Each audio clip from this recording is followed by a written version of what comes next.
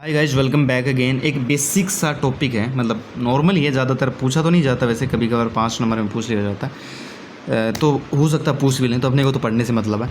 चलो, hospital acquired disease का नाम का टॉपिक है, उसको अपन स्टार्ट करते हैं। और बाकी नोट्स वगैरह मिल जाएंगे आपको, मैंने बताया रखा है। बाकी सब अच्छे से प्लेलिस्ट वगैरह करते रहो, आप व्हाट्सएप पे कॉन्टैक्ट कर लेना, नोट्स चाहिए तो ठीक है। जो disease infection hospital acquire disease का मतलब समझते हो, जो हॉस्पिटल के अंदर एक्वायर किए जाए। जैसे अपन गए हॉस्पिटल में, किसी के साथ में चले गए, तो अपने को क्या है कि फर्स्ट टाइम तो कुछ नहीं होगा। First time in the sense मतलब गए और आ गए 1-2 घंटे बाद में कुछ नहीं होगा उस टाइम पे। लेकिन अगर कई बार ऐसा होता है कि अपने को 24 घंटे निकल जाते हैं कई बार साथ में, तो फिर इन्फेक्टेड आप हो सकते हो। कंडीशन तो ये होती है, अगर आपकी इम्यूनिटी कमज़ोर है तो हो सकते हो आप, क्योंकि पेशेंट वहाँ पे बहुत सारे आते हैं, तो पता नहीं कौन सा डिजीज़ आपको लग जाए। तो वो होते हैं हॉस्पिटल एक्वायर्ड डिजीज़, मतलब हॉस्पिटल के अंदर से लेके आ रहे हैं वो डिजीज़ अपन हॉस्पिटल जाने के बाद में। जो डिजीज़ या इन्फेक्शन जिसको हॉस्पिटल से एक्वायर्ड किया जाएगा, देखो मैं बोल रहा हूँ ना कि भाई इन्फेक्शन हो गया है या डिजीज़ हुआ है जिसको हॉस्पिटल से लेके आए हैं अपन, बाहर गड़बड़ करने से नहीं हुआ, हॉस्पिटल में जाने के बाद हुआ है, इनको नोज़ोकोमियल इन्फेक्शन भी कहा जाता है। Nosocomial infection hospital acquired infection caused होंगे by various pathogens like viruses, bacteria, fungi. तो हॉस्पिटल एक्वायर्ड इन्फेक्शन किसकी वजह से होते हैं भाई? वेरियस पैथोजन, अलग अलग टाइप के पैथोजन हो सकते हैं इसमें। कौन कौन हो सकता है? वायरस हो सकता है, बैक्टीरिया हो सकता है, फंगी हो सकता है, कवक हो सकता है। इन चीज़ों से नोज़ोकोमियल इन्फेक्शन हो सकते हैं। चलो, नोज़ोकोमियल इन्फेक्शन हॉस्पिटल एडमिशन के ड्यूरिंग प्रेजेंट नहीं होते। ये देखो, उस टाइम पे एडमिशन अगर करवा रहे हैं, पेशेंट का एडमिशन करा रहे हैं, उस टाइम पे प्रेजेंट नहीं होते। ये उनको एक्वायर्ड किया जाएगा कब? एडमिशन के ड्यूरिंग या फिर आफ्टर विजिट। एक विजिट कर लिया अपन ने हॉस्पिटल की, या फिर एडमिशन कर लिया, पेशेंट को रख लिया वहाँ पे, या फिर नॉर्मल अगर हैं आप तो भी आपको हो सकता है ये, या फिर किसी पेशेंट को करवाए तो पेशेंट को दूसरे डिजीज़ भी लग सकते हैं। तो ये है नोज़ोकोमियल इन्फेक्शन, जो हॉस्पिटल के एडमिशन के दौरान तो प्रेजेंट नहीं होते, लेकिन एडमिशन होने के बाद हो सकते हैं, या हॉस्पिटल में विजिट करने के बाद हो सकते हैं। नोज़ोकोमियल इन्फेक्शन पेशेंट एक्वायर करेगा विद इन 48 to 72 आवर्स और 3 days of admission in the hospital. तो नोज़ोकोमियल इन्फेक्शन को पेशेंट कब एक्वायर करेगा?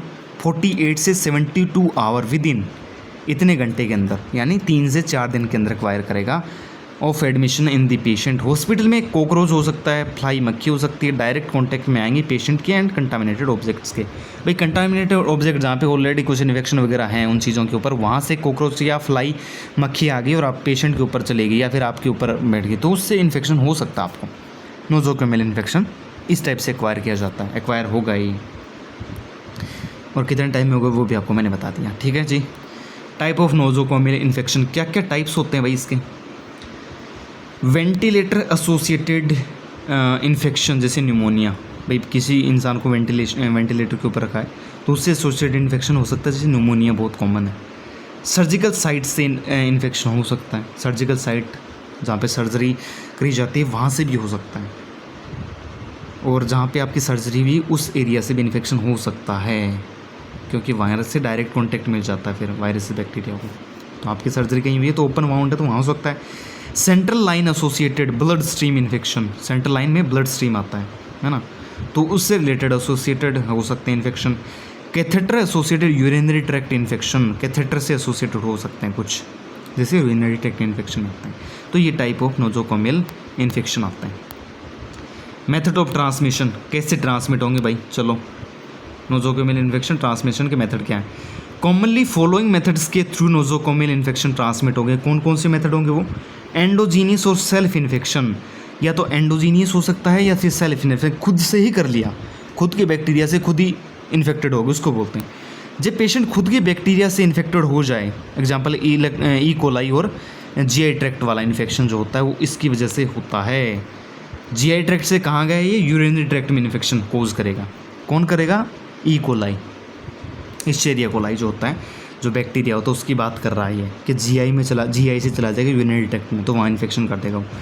पेशेंट के हाथ, सलाइवा, अदर बॉडी फ्लूइड के साथ में हेल्थ केयर प्रोवाइडर का डायरेक्ट कॉन्टैक्ट होना, इससे भी हो सकता है कि मतलब कोई पेशेंट को पहले देख के आ रहा है, कोई नर्सिंग स्टाफ देख के आ रहा है, हेल्थ केयर प्रोवाइडर देख के आ रहा है, और उसने आपको टच कर दिया, तो भी हो सकता है ये चीज़ें। तो क्या क्या चीज़ें कॉन्टैक्ट में? हाथ आते हैं, सलाइवा आती है, और अदर बॉडी फ्लूइड आते हैं उसके हेल्थ केयर प्रोवाइडर के टच में।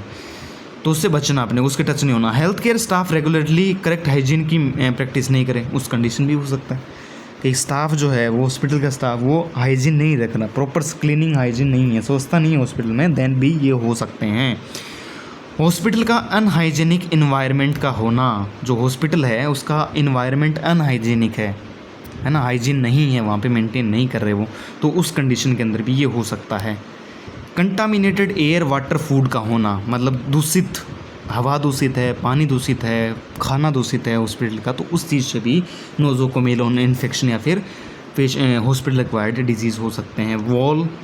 Walls, floor, bed, toilet and medical devices का कंटामिनेटेड होना, दीवारें के ऊपर, जैसे कई बार आपने देखो हॉस्पिटल में हाथ रगड़ते हुए चलते हैं कोई पेशेंट, तो अगर आपने वो टच कर लिया तो हो सकते हैं, फ्लोर के ऊपर हो सकते हैं, बेड के ऊपर हो सकते हैं, टॉयलेट के अंदर भी हो सकते हैं, जो यूज़ करते हैं पेशेंट, अदर मेडिकल डिवाइस जिसका यूज़ किया जाता है ना, तो वो भी कंटामिनेटेड हो सकती है, मतलब उसके ऊपर भी इन्फेक्शन हो सकता है। बायोमेडिकल वेस्ट का इम्प्रॉपर डिस्पोजल होना, BMW का भाई प्रॉपर क्या नहीं हो रहा, डिस्पोजल नहीं हो रहा, तो उस कंडीशन के अंदर भी ये प्रॉब्लम आ सकती है। BMW में बहुत सारे कलर कोडिंग होते हैं, अलग अलग टाइप के कंटेनर होते हैं, सब में अलग अलग टाइप का इन्फेक्टिस जो मटेरियल होता है वो पड़ा होता है, वेस्ट मटेरियल, तो उस चीज़ से भी हो सकता है अगर इम्प्रॉपर कर रहा है कोई हॉस्पिटल, ध्यान नहीं दे रहा अपने BMW वाले सेक्शन पे। तो प्रिवेंशन कैसे करेंगे, बचना कैसे है, प्रिवेंट कैसे करना, इस चीज़ को प्रॉपर हाइजीन रखना, सबसे पहले ये बात है, साफ़ सफाई रखनी पड़ेगी, हाइजीन रखनी पड़ेगी, जो क्रॉस कंटामिनेशन या इन्फेक्शन को रिस्क कम कर देगी और रिड्यूस कर देगी एक टाइप से।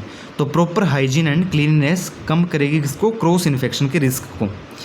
Proper ventilated and fresh filter air infection को कम कर देती है, मतलब प्रॉपर वेंटिलेशन है, जाली वगैरह, गेट वगैरह, विंडो वगैरह प्रॉपर लगी हुई है और हवा फिल्टर और फ्रेश आ रही है, तो फिर क्या होगा, वो रिस्क को कम कर देगी, इन्फेक्शन के रिस्क को कम कर देगी वहाँ पे।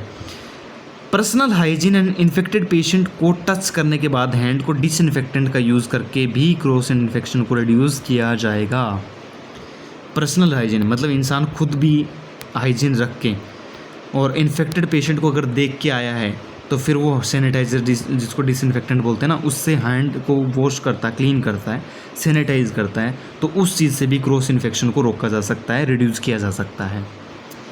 उसके बाद में इन्फेक्टेड पेशेंट को सेपरेट रूम में केप्ट किया जाए, भाई जो इन्फेक्शन हो चुका है, जिनको इन्फेक्शन है उनको अलग से रखा जाए। जैसे कोरोना वायरस मान लो आप, अब देख लो आप कैसी सिचुएशन होती होगी, बिल्कुल उसी के आधार पर ये कोरोना वायरस मान लो आप, पूरा समझ में आ जाएगा।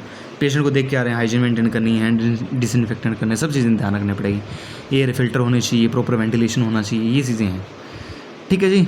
तो इन्फेक्टेड पेशेंट को अलग रूम में रखना अपने को। इम्प्रॉपर फूड हैंडलिंग कोज करेगा फूड बोर्न इन्फेक्शन को, BORNE याद रखना, या बोर्न है BORNE। तो इम्प्रॉपर फूड हैंडलिंग मतलब फूड को, खाने को अच्छे से हैंडल नहीं किया जा रहा है, तो उस कंडीशन के अंदर भी ये हो सकता है। इम्प्रॉपर फूड हैंडलिंग कोज करेगा फूड बोर्न इन्फेक्शन को। पेशेंट केयर के ड्यूरिंग स्टाफ मस्ट यूज़ करे मास्क और यूनिफॉर्म, पेशेंट की केयर करते टाइम ये चीज़ें यूज़ करनी है, स्टाफ मास्क का यूज़ करे और यूनिफॉर्म का यूज़ करें।